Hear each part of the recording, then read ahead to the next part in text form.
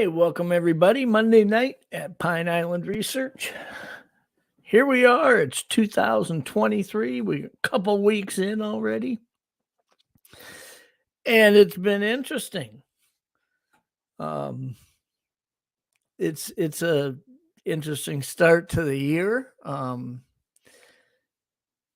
Looking forward to tonight's show, but we're working today on scheduling guests for the coming month and looking forward to a lot of the shows we've got coming up.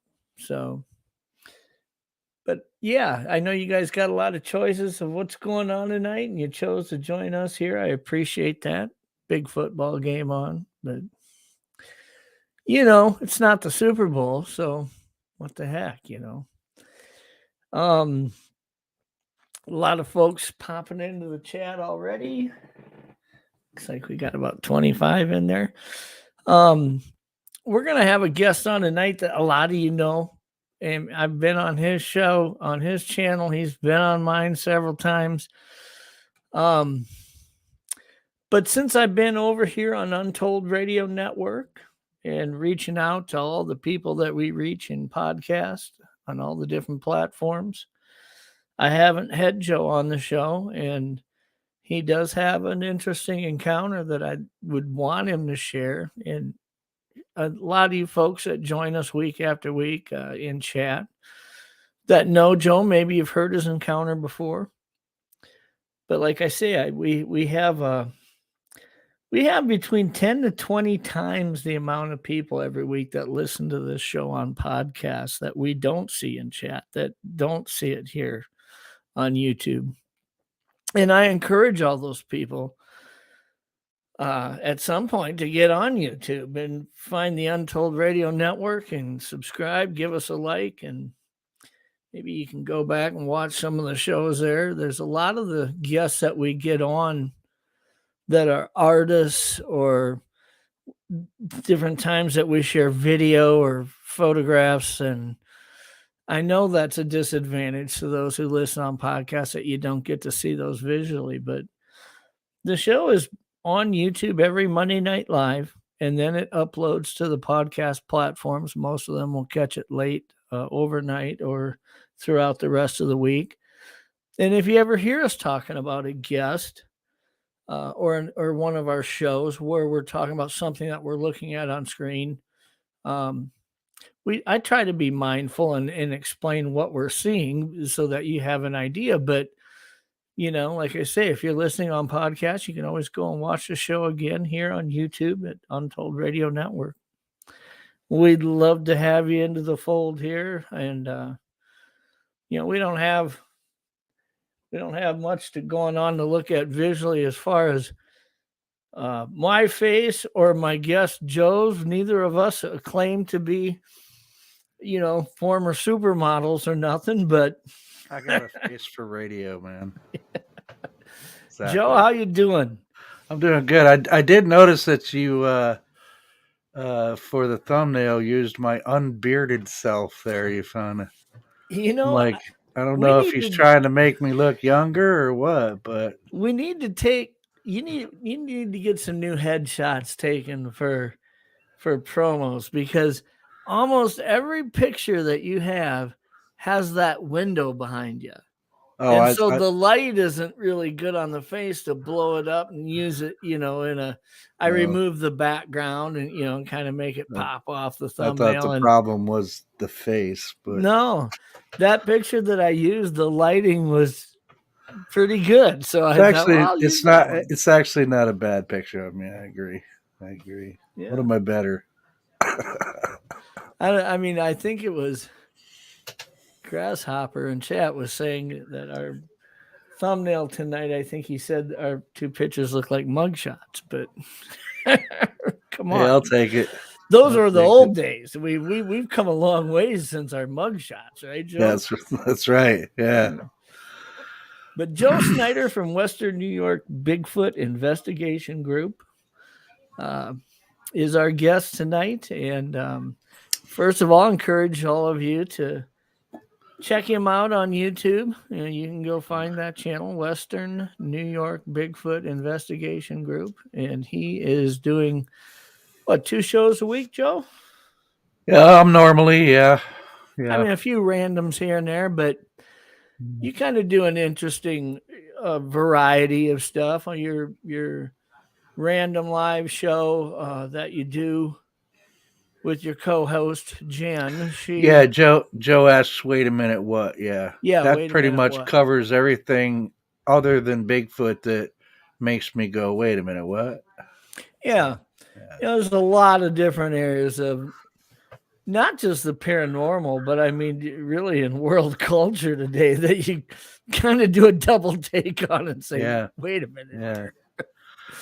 So yeah, that's a kind of a neat joke because you're not really painting yourself into a corner. There's a lot of room to move as far as subjects you talk about. Yeah. Well, to be honest, I mean, Bigfoot, I mean, for the last, 45 years, I mean, for me, it's really been a hobby. An interesting hobby, to say the least. One that's kept me interested for this long, but really a hobby. I'm not like a professional investigator or Bigfoot researcher, and I've never wanted to pass myself off as that. I'm just a guy that when I was a kid, I saw a footprint and I saw the Patty thing on In Search Of, and that started me wandering around the woods to see if I could see anything and if it was really real, because it sure the hell looked real to me. Yeah.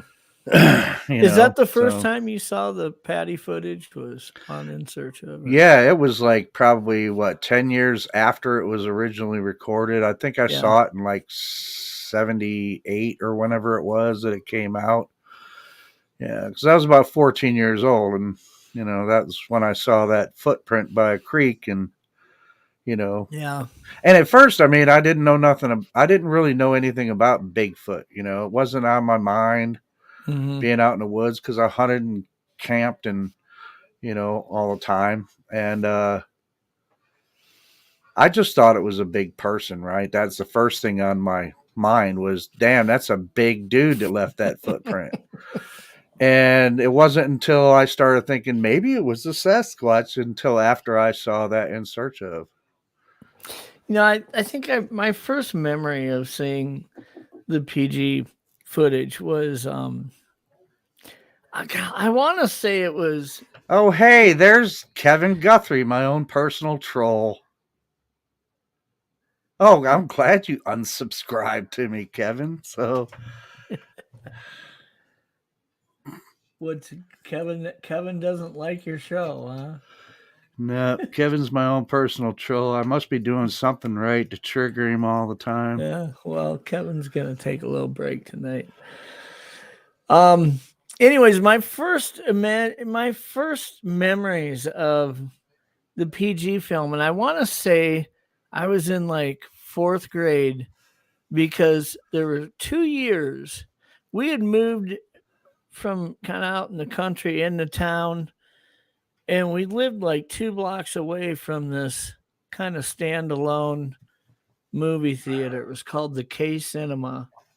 And as a kid in 4th grade, we'd get some money from my mom, and we'd go 2 blocks down the street on our bikes with my buddies, and we'd go watch a movie on a Saturday. And I remember one Saturday watching a movie, and when they're playing all those trailers at the beginning, one of the trailers was the PG footage. Oh, yeah.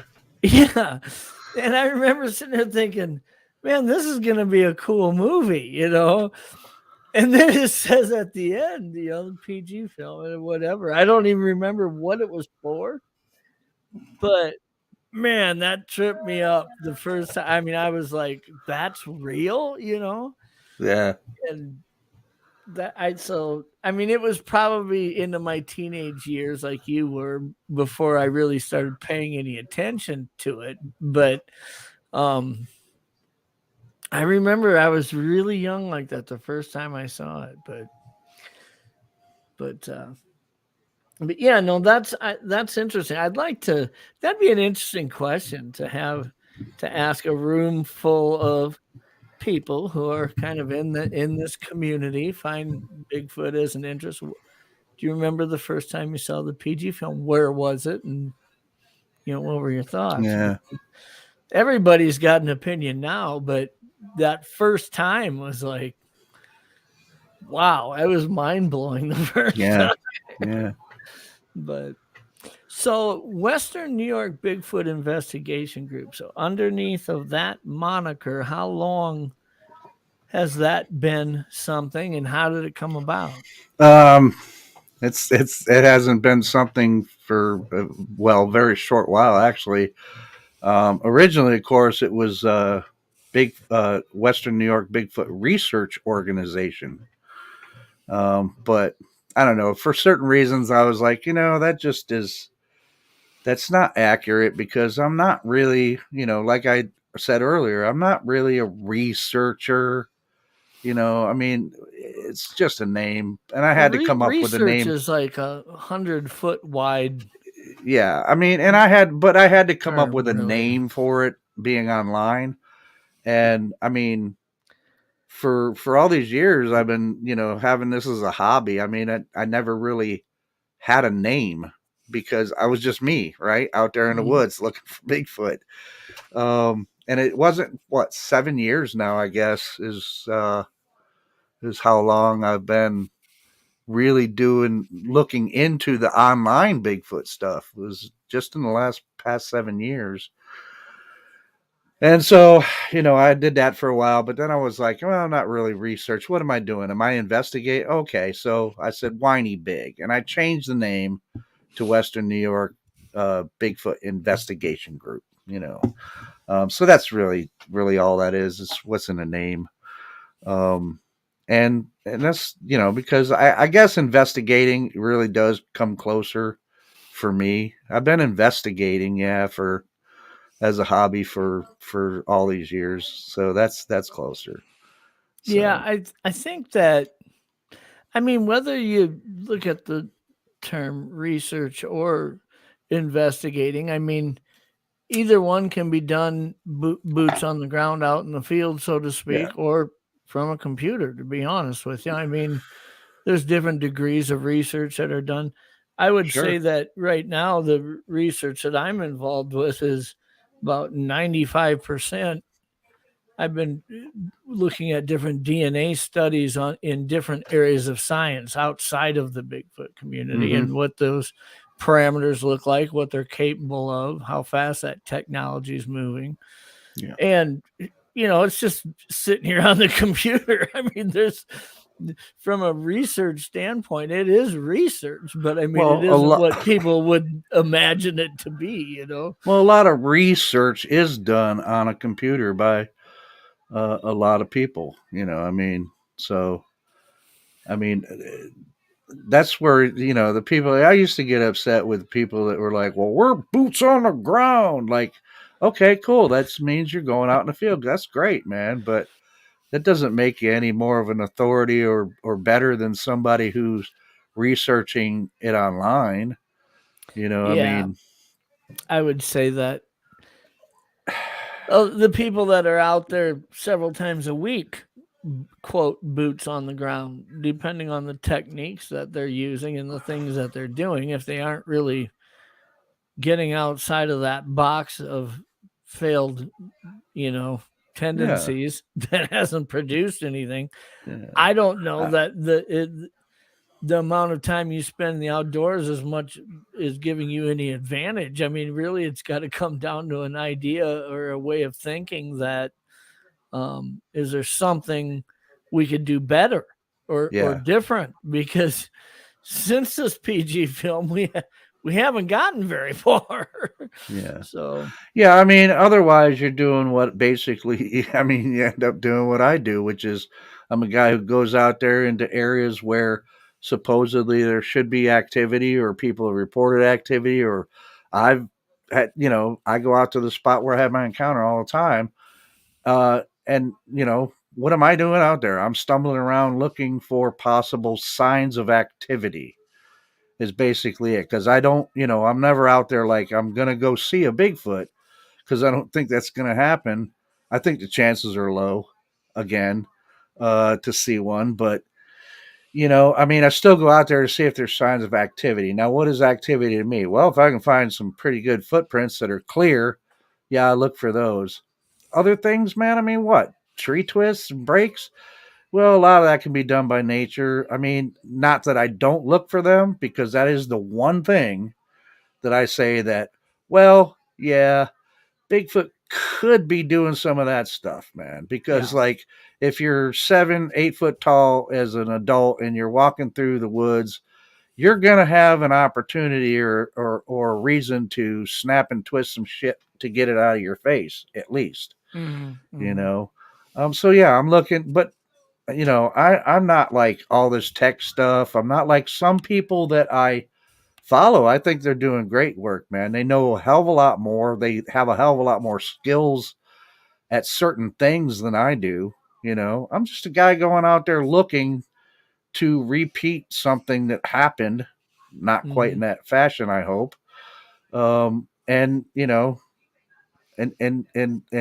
see another Bigfoot, man. I mean, that's me in a nutshell, man. I'm not out there to be the guy that proves it to the world. I'm, not trying to be the most popular Bigfooter in the Bigfoot community or anything like that. I'm just a guy looking for answers, man. I agree. I mean, one of the things I think me and you have been friends for a while, and one of the things that we really share in common is this. Well, we both had an experience that really left us not having it be a choice. It when I say I hope that we can do something to move the ball to solve this mystery, it's not a mystery to me. It's not a mystery to you as far as is it there or not. Right. It's a mystery to most people who haven't had an encounter. And quite honestly, had I never had the encounter, I don't know that I'd really be that involved in it still. I mean, I may have been at one time, but you look at everything that goes on in this community, and boy, there's days where I could just as easily do without it than do with it, Yeah. But when you have an encounter, you get this thing that won't stop playing over and over in your head. You can't walk away from it. You can't deny it gnaws that at it's you, there. Man. It does. So, it gnaws at you. It doesn't become elective surgery for you anymore, it feels like. But yeah. But no, I was just looking at some of the. It's something that even 2 years later, man, it still plays and gnaws at my brain, man. At least every other day, Well, one thing that I find interesting when I hear you talk about your encounter is you have a tendency that's similar to mine, that it's hard to leave out any details. If somebody was to say, "Hey, would you tell me about your encounter?" I can't really do that in 5 or 10 minutes. It's hard to give a condensed version of it, because I feel like as I'm telling it, I'm seeing it. It's like playing like a movie, 3D animated movie in my head over and over. Yeah. And so if I don't tell you about this part, but tell you about that, but then don't tell you about this, that's really hard for me. Yeah. And it's it's like the encounter itself, to be basic, is, I mean, the encounter itself did not take that long. It takes a lot longer to tell about the encounter than the encounter actually took place, and that's usually a general rule with most people that have encountered a Bigfoot.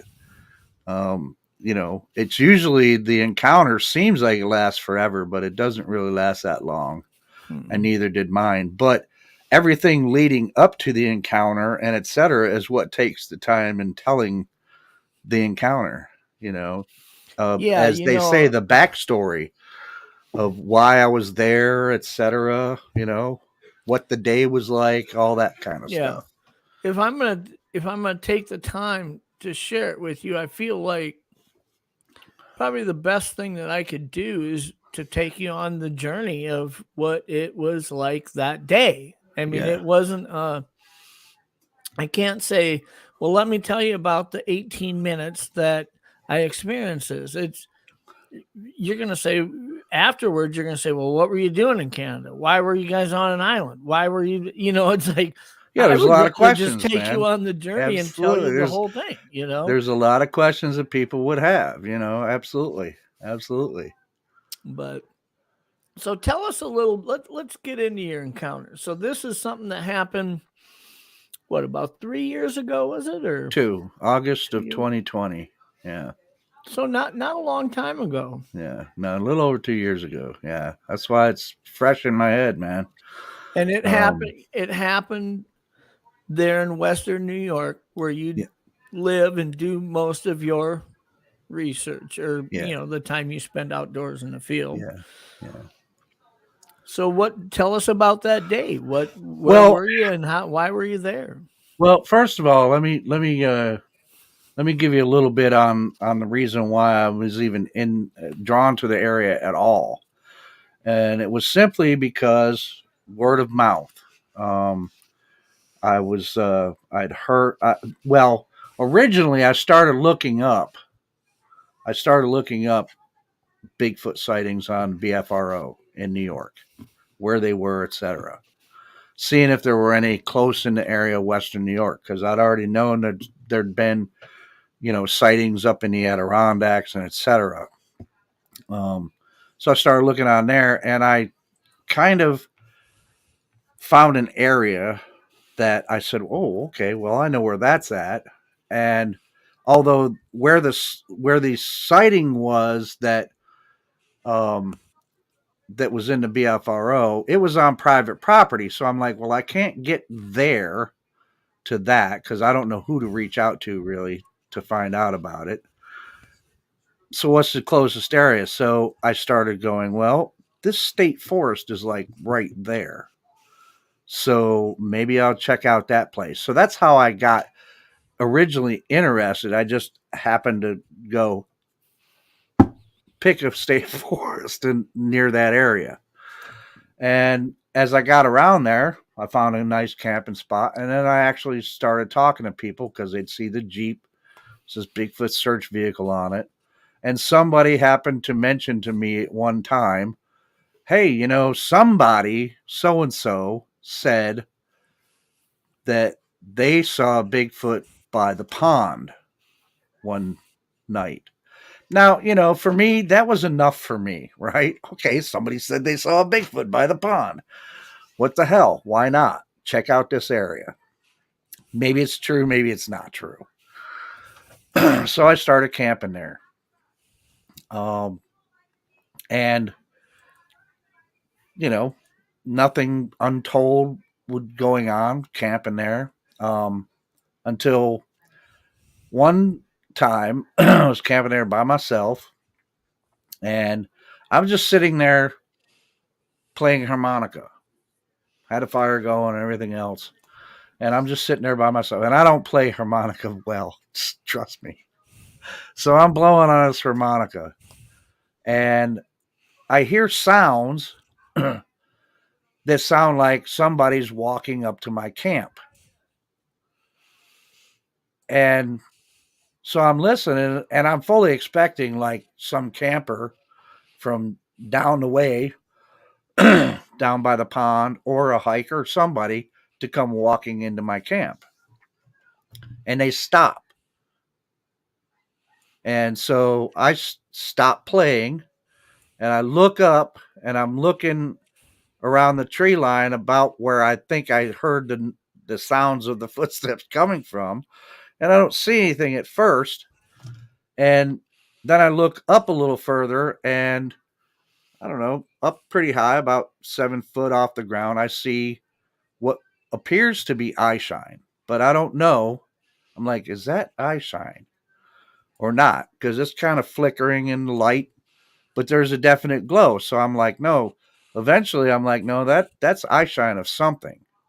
And so I'm playing, and I go back to playing the harmonica because I'm thinking, okay, maybe it's an owl. Could be, because it was kind of an amberish color, but I'm thinking maybe that was from the color of the fire from my firelight. And this is about probably 50 feet, maybe 60 feet away from the fire. So I don't see any outline that belongs to this eye shine. And so I'm just playing, and then I look up again, and it's still there. And I'm playing, and I look up again, and I can see it, but then all of a sudden it looks like it just disappears. And then I hear these footsteps again, sound like they're moving away. And then I realize, well, that's the reason why they looked like they disappeared, because whatever that eye shine belonged to turned around and walked away. This is what's going in my head, because I'm hearing these noises and I'm seeing this. Now, I'm not saying, I have no idea if it was a Bigfoot. Could have been an owl, but owls are pretty silent. So unless I'm mistaking the flapping of wings for the sound of footsteps, I don't know. But that's what got me interested in going back there, because I don't know what that was, right? I'm like, okay, so fine. So I'm going through there one day. I just decided to go out there and take a hike. And so I drive my Jeep back into this, where my camping spot is. It's the dead end road. It loops around. I park my Jeep facing out. Like always, people are like, always face your Jeep out in case you got to make a quick getaway. Right. So I do that.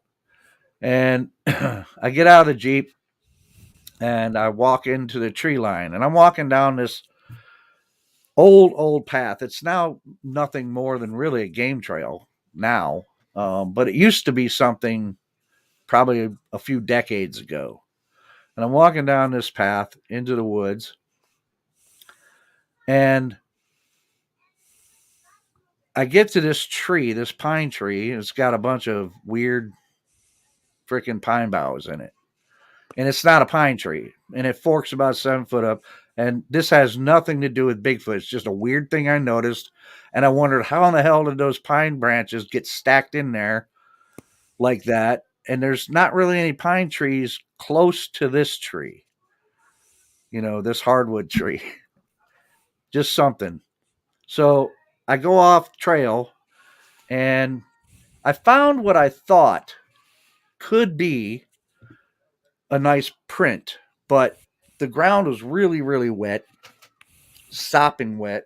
And this footprint was big. And I thought, well, maybe I could get some of the water out of the footprint.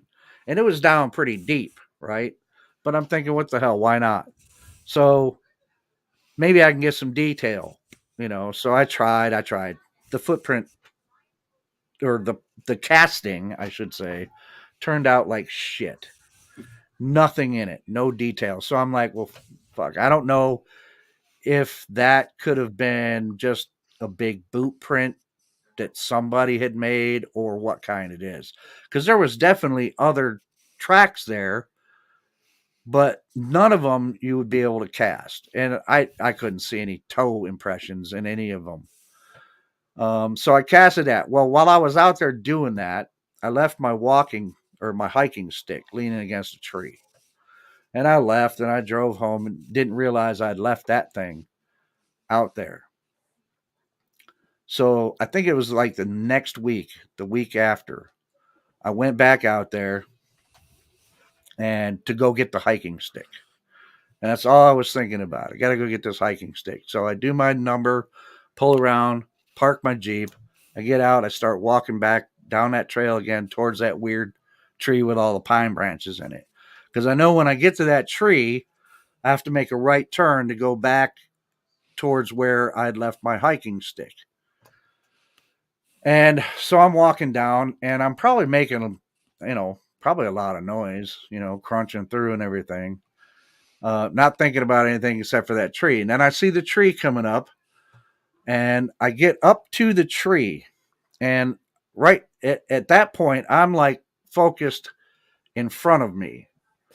And I absolutely know that I must have looked directly at this deer that was laying in this tall grass that was overgrown all over the trail and these ferns. And I know I must have looked right at that deer and did not see it. I took one step forward before I was going to turn right. And as soon as I moved my foot and stepped forward, that deer shot up out of that hiding place and ran off to the left, scared the living crap out of me because I wasn't expecting it. And I'm watching the deer, and as soon as that happens, I mean, split second, as soon as that happens, I hear like this scream from my right, and it sounded like something hit the tree next to me, and another scream. And I snapped my head to the right, and there he was, standing about 40 feet away from me. And I immediately threw my hands up and went, whoa. And I said something. I don't remember exactly whether it was, whoa, big fella, I'm not here to F up your day. Mm-hmm. Something like that. And I started taking 3 steps backwards and turned to my right and kind of tried to see out of the corner of my eye whether he was moving. He was not moving at all. And I exited stage right as quick as I could. It was, it was scary, dude. This thing stood at least 18 inches taller than me. And I'm 5'10". So that puts him somewhere right around 7.5 foot tall. And he was freaking massive, huge, covered in black, dark hair. And well, you explained to Jen, your co-host, what he looked like, and she drew it. And I've actually got a picture to add here. Yeah. And I removed the background from it. Yeah, she actually perfected it from that one too. Because the nostrils aren't quite right on that one. This one I got behind me on the wall is perfect. Just about. But, yeah. But so, I mean, I guess right away you can, a lot of times when you hear people talk about an encounter, there are things leading up to that they isn't a reason for them to understand that they may be about to see Bigfoot. You hear people say, I heard this break, heard this tip over, I had no idea. You're standing there looking at this deer, and all of a sudden, boom, what am I looking at here? Right? I mean, oh, when I turned and I saw him, because at first I turned my head to the right, and that's when I first saw him, and that's when I turned my whole body and went like this. Whoa.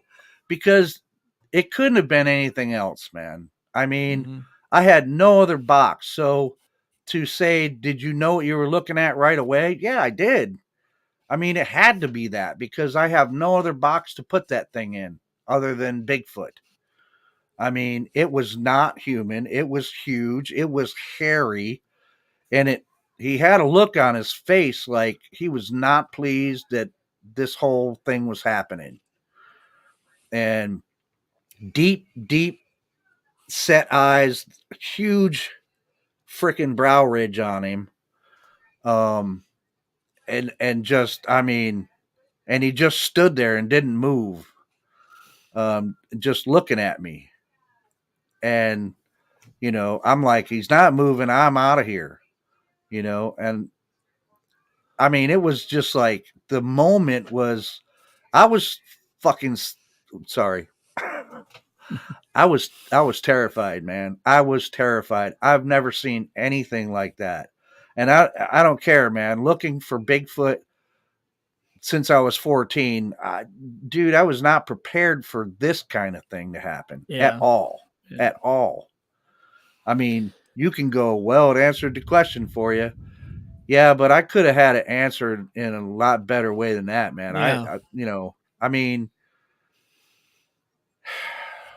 it goes over and over and over in my head, man.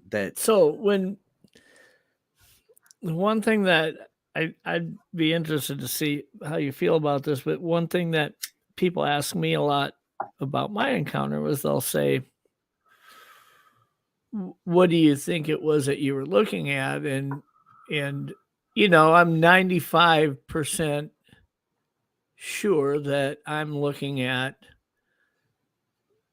the bipedal, the hominid that people describe as Bigfoot, that was likely captured on the PG film. That has had thousands of encounters reported across North America and even parts around the world. But I leave this little gap of 5% that I just, it doesn't seem likely, but because of the human features that this thing had, I don't know that I don't know how it would be, but if there's a way that a human could evolve out of its niche, so to speak, I mean, the way that the only thing the I can, ears and the nose and the face and it's a hominin, man. It's definitely a hominin. I'm not going to say I'm not stems, looking at a human. I mean, I've said it before on this show where if you asked a bunch of Aborigines who's never seen somebody over 5'4" in their life and show them in person Shaquille O'Neal, what are you looking at? They don't think they're looking at a human. There's no way they think they're looking at a human at first, Yeah. Well, somebody like that would be a giant, right? Yeah. So for me to look at something that is that tall and that much body mass, there is no human explanation of that as I understand. Not Homo sapien, man. Not Homo sapien. I've said it a lot about what my hypothesis could be, and it could be totally wrong, man. But from what I saw, the Rasta, which is what I named him because of the hair hanging down in front of his face, and maybe it was because it was damp. I just thought, dreadlocks, and I was like, Rasta. That's his name from now on. That I'm gonna name him. Yeah. I mean, well, if he's gonna play over and over in your head pretty much every damn day of the rest of your life, you might as well. I mean, it could be something that stems from a common ancestor that we had with the. I mean, I don't know where it comes from. What I was looking at looked very primitive, not like a gorilla, but it didn't look like us either. I mean, that's all I can describe it as, man. I mean, and I only have one box to put that in, and that's Bigfoot, because as soon as I saw it, I was like, that's not a bear. I mean, that's not a bear. If I was never aware of, and first of all, my encounters when I was 18 years old, like I say, I'd seen the PG film, but I didn't grow up around, relatives sitting around the campfire telling me about their Bigfoot encounters. I'd never heard of anything from a real relational perspective that somebody would have had an encounter or anything. But had I never seen the PG film, had I never heard any of the thousands of encounters that are out there, if I had no reference to what a Bigfoot would be, and then I had that experience at 18 years old, the closest thing I could compare it to would be a human, just because of the features. But none of the mass equates to it. None of the height, none of the proportion works for that. But they evolved the details, the bridge of the nose, reasons the way they did, man. Yeah. I mean, these are the questions that I'm not one of the people out there that'll tell you I know everything about Bigfoot, man. I know absolutely really nothing about Bigfoot except for what I've seen. I can describe to you what that thing looked like, I can tell you that they have big feet. They generally seem to be covered all in hair. They grow to very large sizes, according to most people that have encountered them. But other than that, dude, I don't know dick about Bigfoot, man. I'm looking for the answers, just like a And lot of and the other I and people I I feel follow, like man. I've said this before too. I feel like if somebody brought a body and plopped it down, I don't know if it's going to be a 7-footer, an 8-footer, a 9-footer, a 10-footer. What do they bring, right? I mean, let's suppose they bring one that's 7.5 foot tall and weighs 750 pounds. Whether or not they exist, we don't have to argue about that anymore, I guess. Yeah. How many there are? Where would they be? Where aren't they? How big can they get? What are the differences that we may start noting between them? I mean, we've got 1,000 other questions that. Oh, there's a lot, man. Answering the one brought birth to a lot of them that right now people are really just speculating on, but those are going to have to be real discussions if you ever had a body. I mean, yeah. Well, you'd find out a lot of them, a lot real quick biologically about them if they had a body. Damn straight. Sure. Even if they could find, some skeletal remains, that would tell us something. Sure. As far as the parameters, how big could they get? How small are they when they're born? Well, that's the thing. We haven't gotten past, what most people consider step number one. Only some of us who have encountered these things have gotten past that step, but we haven't proven it yet. And that is that they actually exist. Mm-hmm. Now, there's lots of us that'll go, no, I know they exist because I'm not crazy and I know what the frick I saw. There's a lot of us out there, but that's not proven it to science that they exist. Now,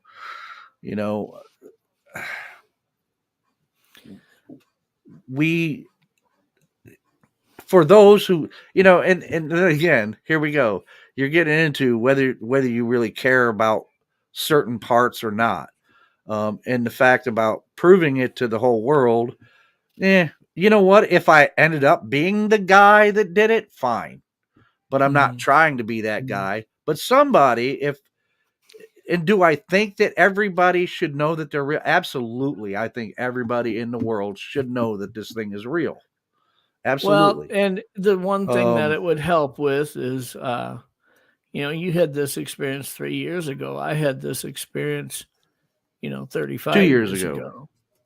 Or 2 years ago. I had the experience 35 years ago. I mean, I've gotten to a point where Jay had his a lot longer ago, man. Yeah. Which I mean, to me, I went a long time feeling like, yeah, where is the opportunity in life to just be able to say, hey, let me tell you about what happened to me one time to anybody that you felt comfortable with. And, maybe that's one thing that the internet's done is it's made people more aware of a community where maybe it's okay to find areas to talk about that. But there's an awful lot of people who aren't talking about something pretty significant that happened to them and possibly, almost like a PTSD inducing life experience that they're carrying this around and they won't talk about it. And if you're the guy who brings that whole, let's stop arguing on whether or not it's real or not. Well, there's a lot of other things we can argue about concerning it, but let's at least put it out there that it's real. Here's the proof. That unburdens an awful lot of people who have had experiences. And I don't know if that's hundreds of people or thousands of people, right? 10,000 people. I don't know. It could be way more than we could even imagine. Oh, I know exactly how I'd feel if somebody were, in the next, day or two or whatever, if somebody were to go, was able to prove it and, irrefutably that Bigfoot exists. I know how I'd feel. I'd be like, told you so. I mean, that's all I can say about it, man. I would feel absolutely, and everybody that's ever had an encounter and had people laugh at them or ridicule them or go, "Yeah, I don't know, that didn't really," that would vindicate them, you know.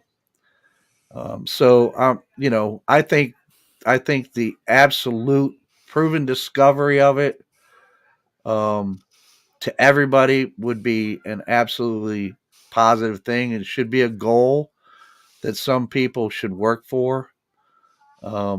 Guys that I have like utmost respect for that are out there doing stuff that I myself am not doing. Go for it, man. Because and I'd love, I'll be out there with you, man. You know, hopefully. I won't take any credit though. I'm reading some of the comments that are in the chat from Dave Hughes and others who. Dave says, if you think that Bigfoot exists, try spending a month out in the woods. Dave, guess what? I've spent a month in the woods. I've spent 2-3 week periods in the woods. And I mean remote areas of northern Idaho, Montana, guiding hunters way out where nothing else is other than wilderness. And I haven't been able to recreate the experience that I had at 18, but there's an awful lot of people who have, and there's an awful lot of people who have had encounters to the tunes of thousands of people. And we could probably, if we were to start approaching those encounters one by one, let's just say we listen to, Wes's 900 and some episodes or whatever, I could throw half of them in the, I don't know about this bin, but there's an awful lot that I can't. And there's an awful lot of people out there that come with a hell of a lot of integrity and credibility that are pretty hard to discount when they talk about what they've experienced. Yeah. And hey, you know what? I'm not discounting Dave's opinion that they're not real and it's not possible. That's okay. I know different. So, and yeah, I mean, it's, I mean, he brings up a good point. I mean, but the point, if I can ever see one again and get it on camera, then I'll show it to people that have been following me in my adventure. Pretty much is what I'll do. But yeah, Dave brings up a point that works for both sides of the argument when he says, a picture is worth $1 billion. Well, I don't know about that. Maybe a body is. And I think he said a body, didn't he? Yeah, he might have said a body. I'm just saying that, sure.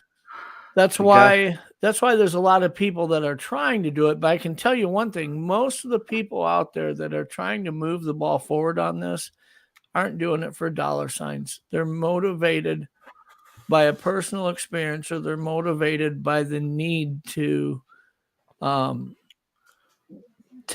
solve this mystery because of the way it's involved itself in their life. That it isn't about the money and I say for most people. I mean, you've got some Rick Dyers and other people out there, obviously, that probably looked at that differently, but to come on and say the PG film looks very fake, it's hard enough to, you know what? I don't get what you're basing that on. I mean, the thing has been analyzed over and over and over.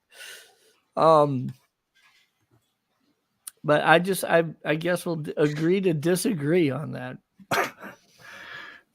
Dave, that's not the way it works, man. I'm sorry. Yeah.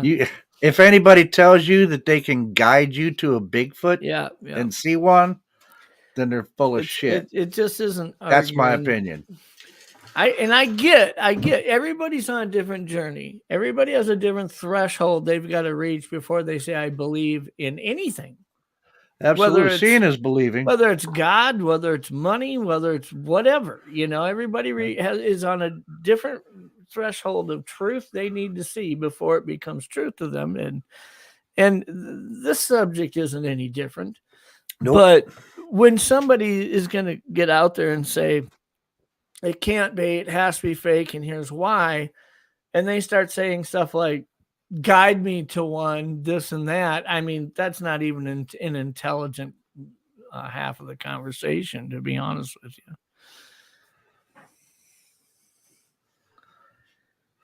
you. Yeah. That's what keeps me going, man. You just. And Dave would probably find some interest in Matt from Central Florida Bigfoot's current endeavors. I mean, he's taking the actual camera that PG Patterson Gimlin used, and he's trying to show whether or not that could have been done by different technical parameters, by different he's just trying to show what the camera is capable of, what it's not capable of. Let's get that these definitions out there. Nobody's done that before. And I would say if you're a true skeptic, you'd have to be a fan of what he's doing. Yeah. And Dave, that's why, look, I've had a couple of people message me and ask me if I took people out on expeditions and stuff, man. No, I don't. I don't do that, first of all, for liability reasons. I'm not going to be responsible for other people that I don't even really know. I'm not going to be responsible for their safety out in the forest. And I'm not going to be like, oh, let's go on an expedition and find Bigfoot, because that's not the way it works, man. You just and the people charging $550 to go on a Bigfoot expedition where you'll see Bigfoot or you'll have an experience, whatever, man. Yeah, whatever. I mean, there's guys that are out there doing that. I'm sorry. I'm so totally skeptical about that, and so skeptical to call it bullshit. Sorry. That's my there's people that are out there charging that, and quite honestly, the reason why they are is because there's idiots out there paying that. I didn't mean to drive the kind of thing that way. I just no, but like I say, I mean, the reason why somebody's charging, the reason why there are people out there charging to take you on a excursion where you may or may not see a Bigfoot, and they're charging thousands and thousands of dollars to do it. More like it's because there's idiots who end up willing to pay it. It's more like may not, man. I'm sorry. I think the rarity of encountering them is just so great, man. Joe. That I mean, what happened to me was a fluke, a total random chance, man. There was no planning in it. There was no hunting it down to see it. There was no, I know where they are. That kind. It was a total against the odds kind of thing that happened, man. And I haven't seen a damn thing since, or heard anything that. Well, there were a couple of things I've heard that didn't know what they were, but I figured out what it was later. Yeah. Somebody in the chat asked if somebody had ever heard the burning woman scream, and that's a good, apt description of what I heard. And yeah, I did, because it was a cougar that was making that noise. So, I mean, anyway, that's where that's at, man. I mean, you're not guaranteeing anybody they're going to have a Bigfoot experience. And in my opinion, if you got people that are guaranteeing you that if you pay them X amount of dollars to have a Bigfoot experience and you have one, that's because they hoaxed it. It's just, I think the rarity, I don't think there's that many of them. and I think it's rare. Yeah, there's a lot of people that encounter them, and there's a lot of people I believe that encountered them. But I think it's rare, man, to come across one. And if I'm wrong about that, somebody prove me wrong. Well, I think that there's a lot of disservice being done to the community. One by, like we said, those who are charging to go out on tours like that. There's idiots ready to pay it. And quite honestly, if they are willing to do that, it's probably just a matter of time before one of these people from wherever they call from internationally to try to sell somebody something over the phone, their Microsoft account, and rob them of $30,000. They were going to lose their money that way too. I mean, it was just a matter of time as far. Oh, well, I guess it's my show now. We lost Jeff. I think you hit the wrong button, guys.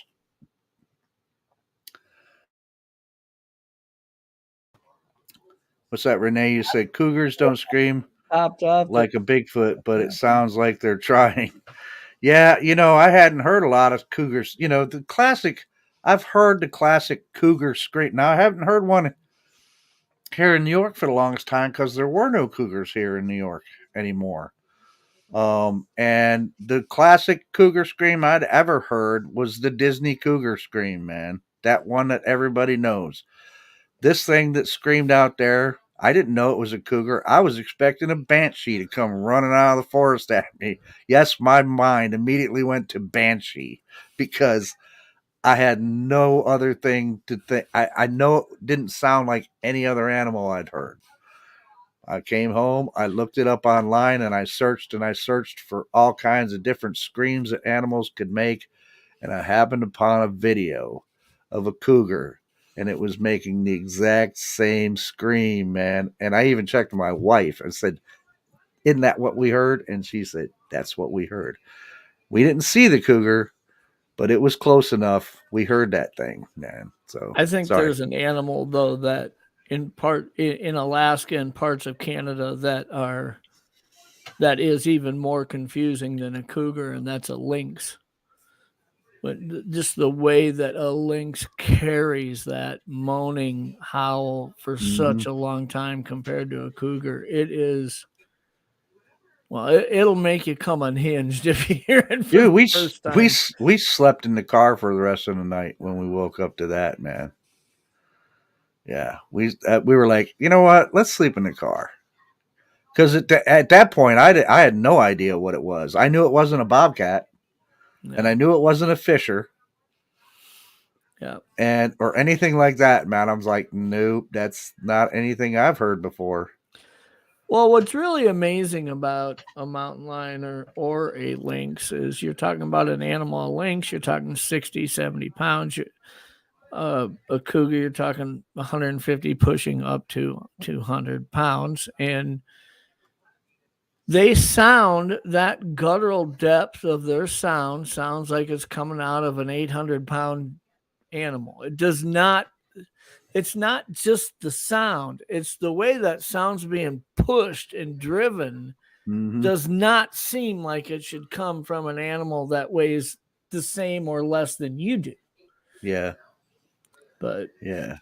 Well, you're talking about that now that is the one thing I will say. If for people to ask me if I ever heard anything I thought was a Bigfoot,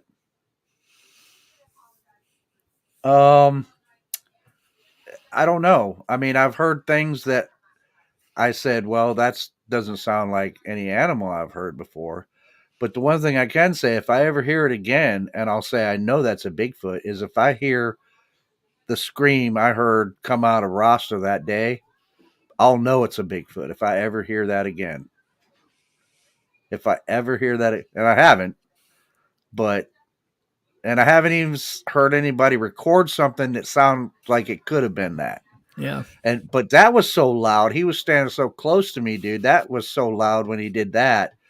It like kind of shook me. You know what I mean? It was that loud. I mean, it was, yeah.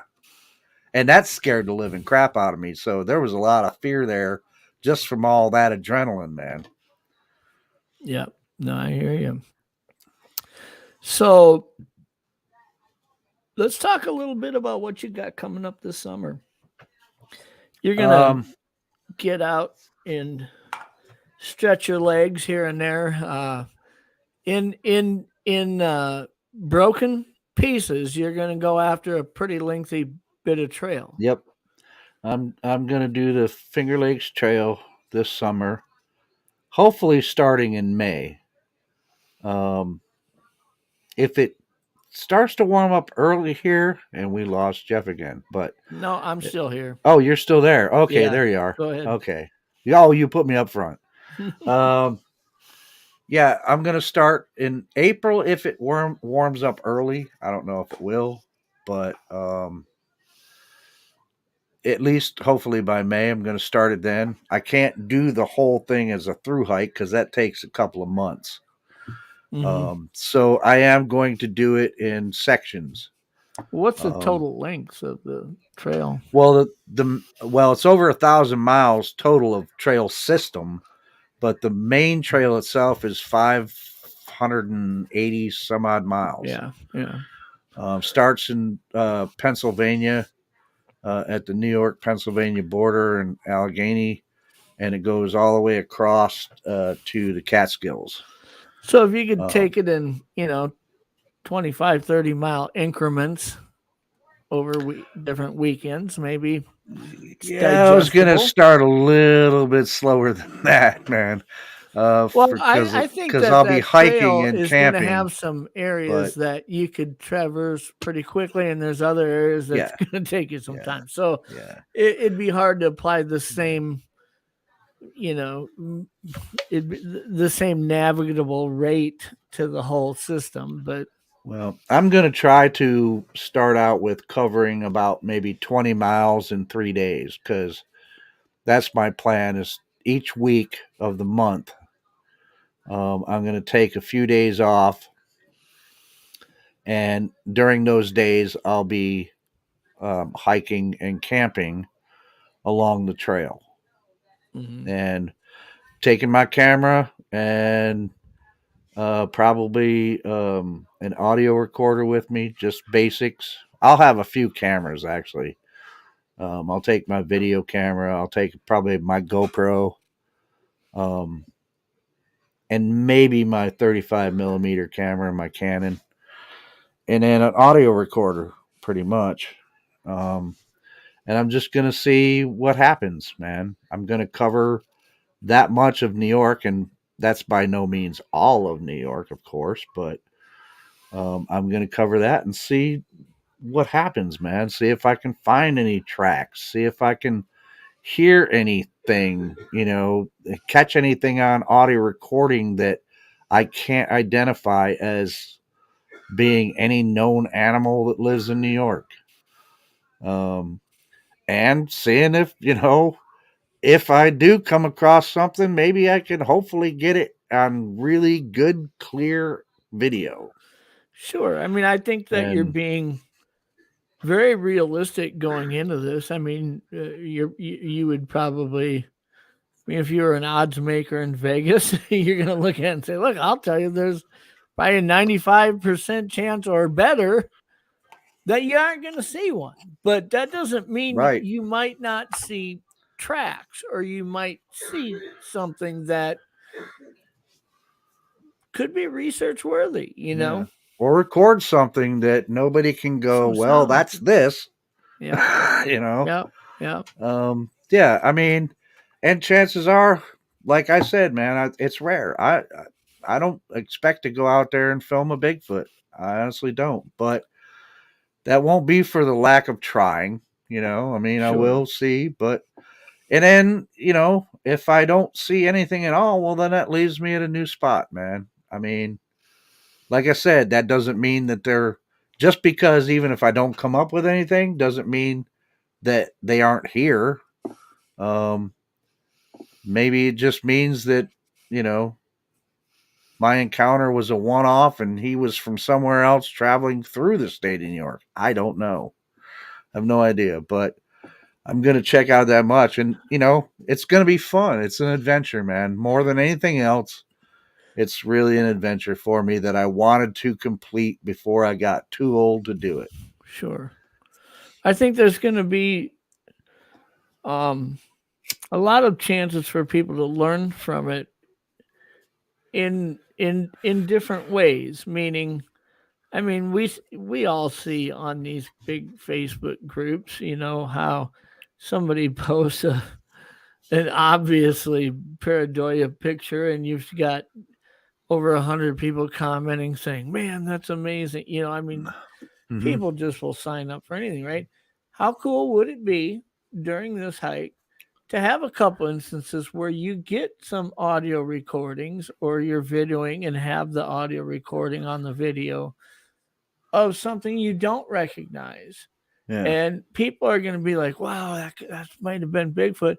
And then you go home that week and you do the research and say, this is what it shows that it likely was. Oh, And absolutely. it's an opportunity for people to see, look, you don't need to.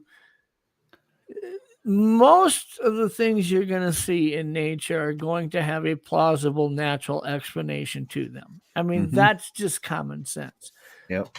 This mystery evolves and exists in somewhere on the fringes of that. Yeah. And so when people hear even what they would think, wow, there's nothing this could be other than Bigfoot, you need to run that audio and analyze that audio and make sure that, because I don't think any of us work at the bioacoustic lab at the University of Houston. I mean, come on here. And so this is going to be a great opportunity to show people how to do this the right way. The way I approach it when it comes to, well, at least the audio anyway, especially, but the way I approach it is I try to prove it wasn't Bigfoot.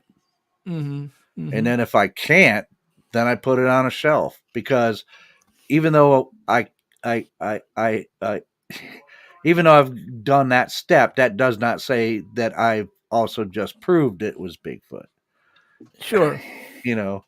Well, it's show worthy either way, because you're teaching other people how to do this the right way, how to vet something, how to, I mean, even if you found a print and you cast it and you take out and you take the cast and you show it to Meldrum and he looks at it. Oh, absolutely. Look, I don't see enough evidence of a mid-tarsal break. I think you found a human with a really big foot that was walking. Yeah. At least there you go. There's an example on how to do that the right way. Yeah, and I think that should be done. I don't care how good you think footprints. I mean, I think I'm fairly well versed in what a Bigfoot track is supposed to look like, and etc. But if I find something out there that I think is one, which is rare, I will vet it out. I'm not going to be like, hey, this is a Bigfoot footprint until I vet it out. And I will vet it out with people that know a hell of a lot more about it than I do. And then if their opinion is, I think you got a real one, then I'm probably going to say, hey, look, this, according to what I thought, is a Bigfoot footprint. I mean, because look, I can be wrong. I can definitely be wrong. And that's one of the things I find in this whole thing that some people have a problem with, is they have a problem with, I don't know, those 3 words, and I was wrong. I can be wrong. I was wrong about a lot of things. I was wrong about some prints that I thought were Sasquatch prints, Bigfoot, whatever, and later realized that they weren't. It was bear prints. We've all been fooled by a double bear print, a bear stepping in its own footprint, man. I've been fooled by it plenty of times. And then have to turn around and realize, fuck, that's just bear. Very confusing too.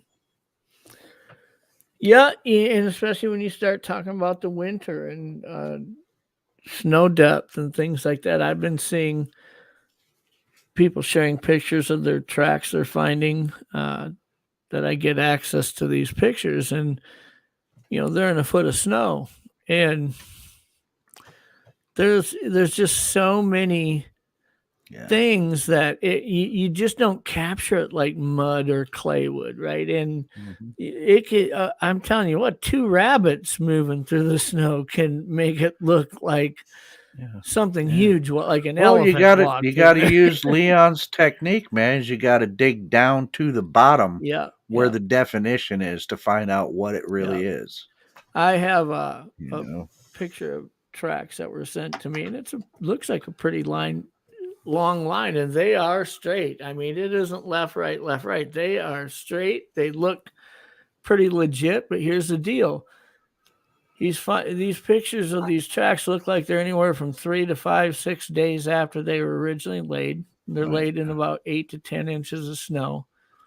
And there was a little bit of wind to where some of that snow blew over the edges of these. The tracks were fairly deep, but they blew into the track just a little bit, so that these aren't crisp edges. They're kind of dulled on the edges. And where you would see like toe prints and stuff, they're filled in a little level. And boy, I mean, it's easy to look at that picture of tracks and say there are things about it that are intriguing. The straightness of them, the length of them. We're talking a quarter mile of tracks. Yeah. A quarter mile of tracks he has. But, like sure, it's definitely, you see something like that, it's definitely something that's going to make you want to investigate it. Absolutely.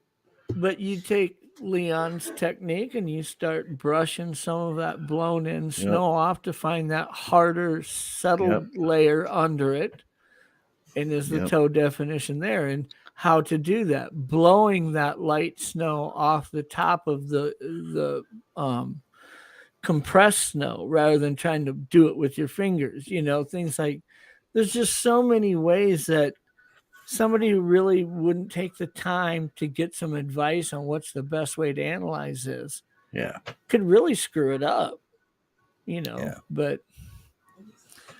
yeah, there's a lot that goes into it, and I don't claim to be a track expert, just like you don't claim to be one. But there are people out there that we can get some good advice from. There are track experts, though. That's the thing. There are. I'm not one, but there are some. I'm pretty good at animal tracks, sure, because of my hunting days. I can usually identify them.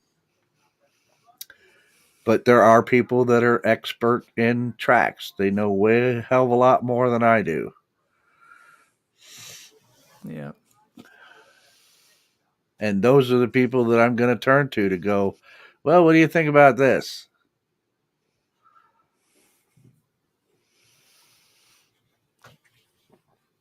Too many people don't want it to not be Bigfoot. They got it. It's got to be Bigfoot. Yeah, I mean, it's like, no, I want to know the realness. I want to know what it really is. There's a fine line between cautious optimism and a reckless approach, But I'm just reading a couple of the comments in chat.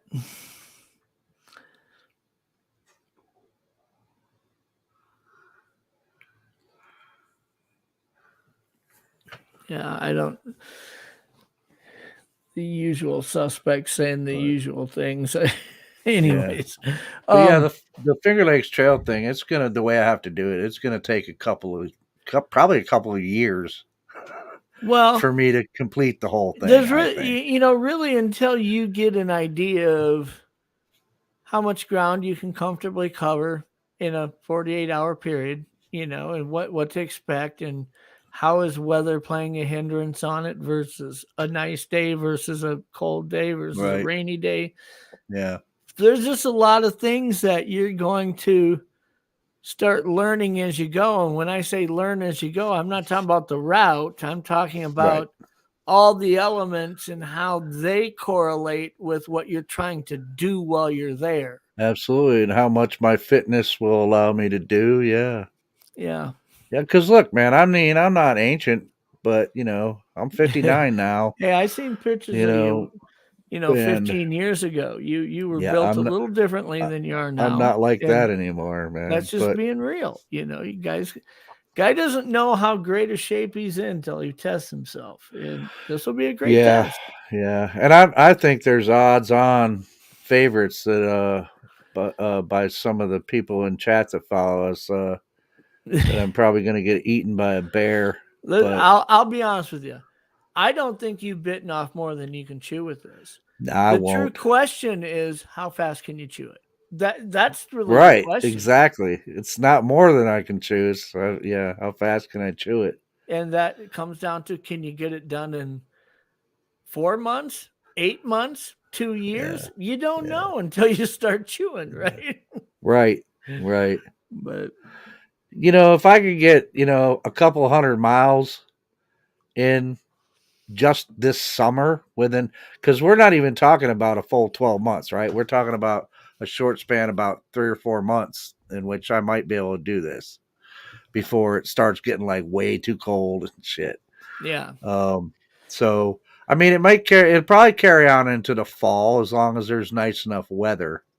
Well, but once the temperature drops really cold and it gets like it is now, I'll be honest. I'm not going to want to be out there on the trail camping in freaking 14-degree weather and shit. Once you realize, let's say you get a third of it done this summer, right, before you get knocked out, right? A couple, maybe 150, 175, 200 miles. You may, in that off time waiting to go for that second run at it, may be able to look back at what you've done so far and get some different equipment and change some of your approach. And, it may be a blessing to not try to just blast through it, Yeah. So, but no, I think it's going to be interesting. The fact that you're dedicated to video document it as much as you can, so that man. people can kind of feel like they're going on the adventure with you, so to speak. Well, for Christmas, my wife even got me this thing. There you go. That's a solar powered charger. It'll keep my phone and my cameras and all that stuff all charged up while I'm there doing it. And like I said, it's going to be like 3 to 4 day increments. I'm going to go out there. I'm going to camp and hike for 3 or 4 days to a certain spot where I'll probably, I've yet to figure out how this is going to work. Ideally, my wife's car will have to be back up and running. If not, I'll figure it out. But the way I was going to do it is go along to start. She drives her car. I drive my Jeep. I park at a spot where I'm going to end up coming to, getting her car. She takes me to the starting point, and then I hike and camp along the way till I reach my Jeep. I get in, come home, and then we repeat that process each time. But we'll see. Well, if her car's not up and running by then, I'll figure out a way to do it still. Yeah. No, I think that it'll be that'll be another thing. It's not just what you're capable of doing, but it's a correlation when you're talking about. Yeah, there's a lot of planning that's going into it. Actually, you're starting X miles away from your house, so yeah. Let's say you drive an hour, get to the starting spot, and go 30 miles. Now, the next time you go, you got to drive 30 miles further to start there, and the next time you got to drive 20 miles further to start there, and the next time 22 miles further. I mean, this gets to be the last third of it is going to be almost as much driving as it is walking, really. Yeah. Well, there'll come a point at the trail where I won't have to drive that far to start. But I'll have to drive further when I come back. But yeah, there will be a point to where it equalizes, like right in the middle, not in the middle, but you know what I mean. Yeah. It's like I'll have to start far away and work my way towards my house. Then I'll get around my area, and then I gotta keep working my way back until I get to the Catskills. Then I got to come all the way back. But yeah, I don't know. There's actually a lot of planning going into it, more than I thought there was going to be, actually, to tell you the truth. But there's a lot of logistics and a lot of planning that's going into it. But it's definitely the one thing I am going to be doing. That's why I feel bad, because I was like, man, I was trying to figure out a way that I could go to Jay Birch's camp out this year. Yeah. Because I was invited. Which is the other end of the country, up in Washington State. Yeah, that's up in, Mount St. Helens, man. And I just, I can't commit to that. So, yeah. I mean, I'll be doing, I can't do both. And I really want to do this Florida Finger Lakes Trail thing because, like I said, it's been something I've wanted to hike the entire Finger Lakes Trail ever since I was a kid, and so it's something that I'd planned a few years ago, never got around to doing it. And then when this 59th birthday was coming up, man, I'm like, dude, I have got to do this thing before I'm too old to do it, man. And if I keep putting it off, eventually it's not going to get done. And then later on, I'm going to be like, I wish I had done that. I don't want to be in that position to say I wish I'd done that. And it covers a lot. I mean, that trail crosses some of the most beautiful parts of New York, man, that exist. It's absolutely awesome. And that reminds me, I'm not sure if this, Jen said, Jeff, Trackway has a question. I'm not sure if this was the question, but so what is it's this? interesting. It's an interesting question. Go out looking for Bigfoot and find something even Bigfooters wouldn't believe. What do you do? I don't know, man. I don't know. It depends on what that something is. I don't know. No, I missed the question, Trackway, when Jen said that you were wanting to ask a question. I scrolled back, and this was the only thing I found that had a question mark. So I assumed this is what you were asking. I don't screen questions. Man. If you have a question, you can put it on, and I will ask. What would you do, Jeff? I mean, I don't know, man. Well, chances are I might not say anything. You know what? Depends on what it is. I don't know. You just got to tell the truth. If you're going to talk about it, you talk about it honestly. There is no. Here's the thing.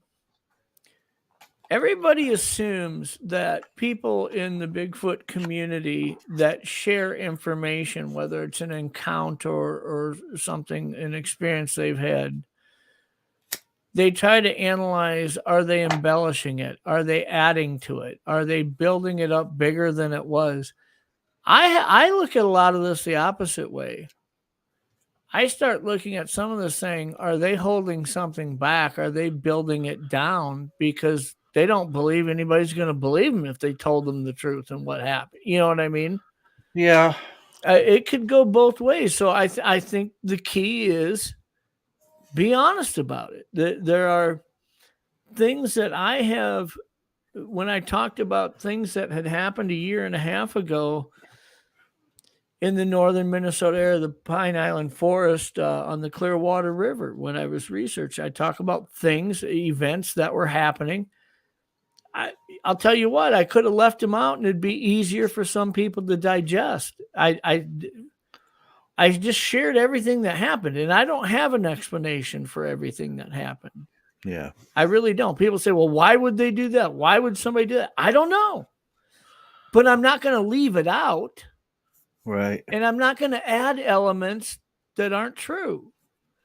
And I think that is the key. It's got to be the truth. Whatever you're experiencing and you telling the truth about it, whether or not some Bigfooters will believe it or not isn't my frickin' problem at that point. That's their problem. Yeah. So I guess that would be the way I would approach Trackway's question is, I get get to where maybe you look at something and say, I don't want to talk about it until I've got something vet, or I want to get some answers from some other resources before I start talking openly about it. I think that's probably sound advice for a lot of people who tend to kind of just jump out there and start talking about something. And then in retrospect, they say, man, I wish I would have had this analyzed, or I wish I would have had this looked at, or but well, and to be honest, I don't think I'm going to go out there and discover anything that even Bigfooters wouldn't believe. I'm probably going to see the guy who discovers something that Bigfooters wouldn't believe, Joe, probably didn't think he was going to do that before he did. So. Right. I mean, I think I'm probably going to see a whole lot of New York, beautiful, beautiful New York, and I'm hopefully probably going to see a lot of animals. And I'm probably going to hear a lot of animals. I might even run across a person or two as I hike along the trail. But as in discovering something that, nah, I don't think so. I think that the people that you run into along the trail is going to be one of the most interesting elements in this whole documented journey. The conversations you could have with them, the asking them, have you ever seen anything while you're out here that didn't seem to have a plausible natural explanation? When you put it that way, you're not saying Bigfoot, you're not saying UFOs. Have you ever experienced anything out here that didn't seem to have a plausible natural explanation? Right. I would love to hear those people's responses to that. Absolutely. Everybody you could ask that question to. Yeah. But yeah, because I'm not going to be like wearing a big sign that says Bigfoot Hunter as I'm going down the trail. Now, I might have I might bring this shirt that I have here, but it's not going to be like that. But yeah, I mean, I'm interested in if I meet people on a trail, which, like I said, likely in the summertime, people like to hike that trail. Certain sections, I'm probably definitely going to run into some people. There are areas where it says you can go weeks without seeing another person, but I'm definitely probably going to see other people, and I can't wait to see, man, to ask them, man. That's part of it, man. Anything ever weird you experienced out here that you don't have an explanation for, let me hear it. So Jay says, Jeff, ask Joe if he's going to ride his Vespa on any part of his trip. No, the Vespa is in the shop, man. It's eternally in the shop. It would be kind of cool. I mean, I guess there are, like I say, not every part of this trail is the same, right? I mean, you're going to have sections that are probably a little hairy, and some of them absolutely. That are pretty lame by comparison. Yeah. It would be cool to have one of High Check's e-bikes to fly down that trail. It would be awesome. Yeah, I'm not sure if they allow that on the trail or not, but there's definitely parts of that trail that would, you could probably do that too. Yeah. Yeah. No, it'll be interesting. I follow somebody on Facebook that spent all of last summer, about 5 months last summer, hiking through the Adirondacks and some pretty remote sections of it. Yeah. Documented the whole thing. Every night, every day, he'd pop on half hour here, 45 minutes there on Facebook Live, talking to people, getting questions. Whenever he'd get a signal, he'd walk and then he'd try to camp at night where he could get a signal, at least a cell signal, Yeah. And he would do these little Facebook Lives. People would ask him questions and he'd tell stories. He said, man, this is so remote. You wouldn't think you'd run into people. But he says, it's just crazy how almost every day he has conversations with people out there in these very remote areas because it's a trail that has been designed for that type of use. And yeah, even though only 1 out of 1,000 people would probably say, hey, I'm going to go do that this weekend. You look at how many people that live within 500 miles of it, you're going to get people out there using it, you know?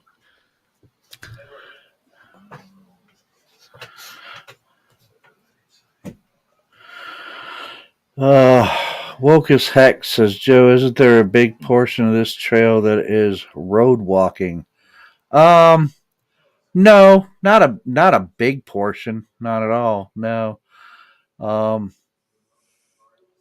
It does cross plenty of roads, and you do. There are towns along the way, but the trail itself is pretty much forest land. I mean, pastures and etc. Because it does run through some private property, but most of the private owners allow people to pass through their lands on the Finger Lakes Trail. You just can't camp anywhere that it's private unless they specifically said that they could. But yeah, I mean, there's definitely going to be some road walking. Most of them are rural roads. Yeah, but not like major highways or anything. It's funny because I think that most of these state forests and that are up in northern Minnesota here, you could take an electric bike in them. Yeah. Or a fat tire bike, pedal bike, things like that.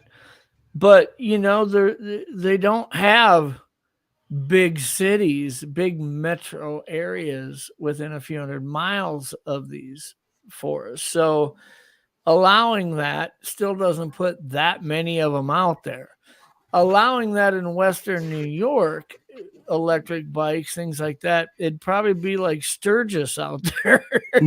People would be lined up on those trails with electric bikes just because, you allow it. So I get why almost like these remote areas that are within a few hundred miles of big metro areas probably can't quite do the same liberties within those areas that you could in remote areas, let's say in Montana or Wyoming or something like that. Yeah. Yeah. Well, that's the thing is, people don't realize that, there are places, I mean, I'm absolutely positive there's places along the Finger Lakes Trail where, I mean, it's, you're going to be like, there's no houses around. There's nothing, man. It's just forest for miles and miles and miles and miles. Yep. But it covers a lot of, like I said, from the west part of the state all the way over to the Catskills, man, the main trail. So, I mean, there's a lot of territory to go through there. Well, we'll have to have you on later on in the summer once you get this thing rolling, so that even if you're a little ways away into it, maybe you've only done 2 or 3 sections of it, maybe we could talk again and kind of let people that's know what I'm trying to what it's figure out like. about that. How I'm going to put out the things. If I'm going to, I was trying to think that should I do it to where each time I do like day 1 through 4, and present that, and then as part whatever, and then day 5 through 8 or whatever, I don't know how I'm gonna, or if I should just film it all and then wait until I'm done and just put it all out at once. I don't know how that's gonna work. I think it's your adventure, but I think having that experience to kind of go on the journey with you, virtually go on the journey with you, is something that a lot of people would appreciate. That's one of the things that I think we sometimes take it for granted. Those of us who do content creation and especially on YouTube. And I'm not talking about giant shows. I'm talking about little channels like ours, right? That there are a lot of people who tune in and watch this because when you film just a half-hour video, you driving in your car when you're outdoor dashing or something, it's an opportunity for them to feel like they've gotten out of the house. And I know that sounds crazy.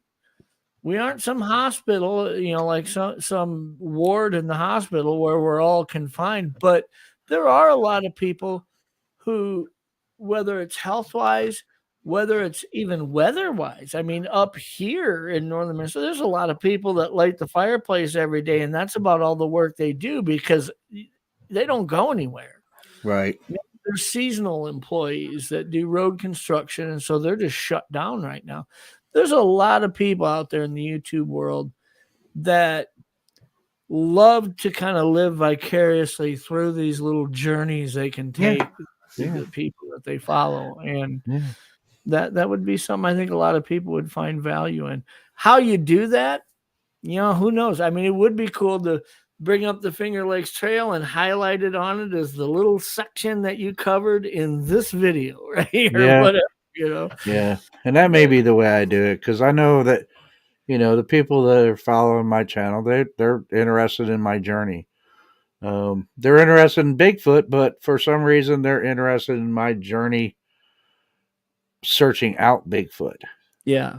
And they like seeing it. And like you said, I'm sure that there's some of them that probably because they for various reasons they don't get to see this stuff, and that's what they're interested in. And I appreciate those people, man, because I like sharing it. Yeah. I like sharing it, whether there's anything spectacular or not. Hey, here's my day. Here's my day out in the woods. This is what I did for 3 days camping. This is what I saw. This is what I heard. Well, and I think the type of people that would watch it, Joe, are the type of people that understand that somebody walking through the woods with a camera on does not mean that every 12 minutes the Bigfoot light goes on. It doesn't work like that. That's not how it works. So, to see somebody take a realistic approach that is a believer, that believes that these signs are out there, that these whether it's tracks, whether it's forest language, whatever, that this stuff does exist. How likely is it you'd find it? I'd say the odds are stacked against me, but that's not going to keep me from documenting it. Right. And we'll approach it in that way with that prerequisite, so to speak, before I think people really appreciate that. Well, I'm about to watch a guy who's not going to lose his mind over every squirrel he hears in a potato chip bag, Yeah. So. Yeah. What was that? Did you guys hear that? No. I mean, and if I see some weird shit that looks weird, am I going to investigate it and try to figure out why it's weird? Yeah, sure. Absolutely. Weird has an answer. Weird has an answer every Usually time. It does. It's just not easy to figure out what it is sometimes. Right. Sometimes you got to go, well, crap, I just don't know. It's weird. Yeah. I don't know. Well, I appreciate everybody joining us here on Monday night. And Joe, I appreciate you coming on and sharing your encounter. Fun. I appreciate coming on, man. Having me on. Like I say, there's some people in chat who maybe heard it before. There's a lot that maybe haven't heard it before. And there's going to be a lot of people listening on I was really amazed to look at our podcast analytics. I really was kind of a dimwit when it came to that, because Doug was like, I look at it, like last week, what's really weird, here's a great example. 3 weeks ago, I had Bill Butcher on from northern Minnesota here. Part 1 has like 500 and some views, right? I had him on last week for a part 2 follow-up. That has 1,000 views. Mm-hmm. Okay, twice as many views as part 1. Okay, why? I don't get it. How did that happen, right? But then Doug's saying, we get 500, 600, 800, 1,000 views, in that week or 2 weeks after we put a show on YouTube. But look at our podcast numbers, and I start seeing that there's like 4,000 listens per episode on all the podcast platforms. I had no clue we were reaching that many people. I didn't realize there's that many people at work or driving just listening to the audio, right? Yeah. And so that's why I'm looking back at some of the shows that I did before I came to the Untold Network on my old channel and saying, I should get that guest back on, because we may have some people that this is a replay for them, so to speak, here on YouTube.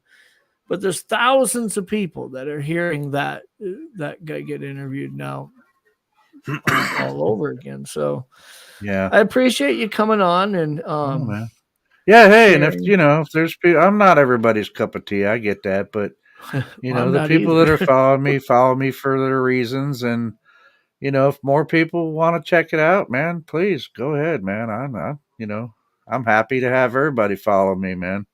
Yep. You can find Joe and share, because Western New York Bigfoot Investigation Group. We will actually, once this posts here, we'll go back and in the comments, or maybe I'll edit it back into the description, we'll put a link to Joe's YouTube deal. I don't think I have a moderator in the room right now, but we'll get it in the comments, so that if you're listening on podcast, you want to follow Joe on YouTube, you can visit us at Untold Radio Network, pull up this episode, and it'll be in the comments. You can click on it.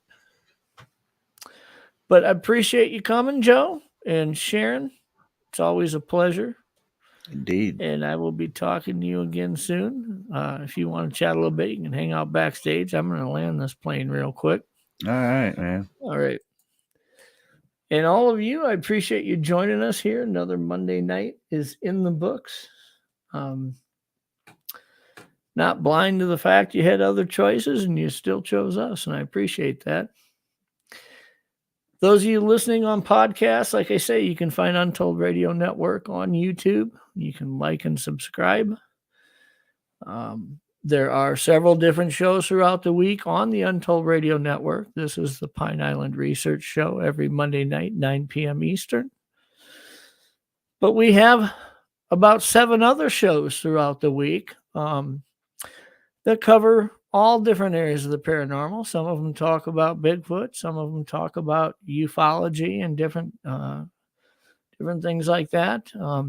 May not be your cup of tea, or it may be, but you're welcome to check those out as well. But I appreciate you guys all showing up tonight. Take care. Stay warm. Next Monday night, we will circle back and rendezvous right here, 9 p.m. Eastern. And we look forward to seeing you.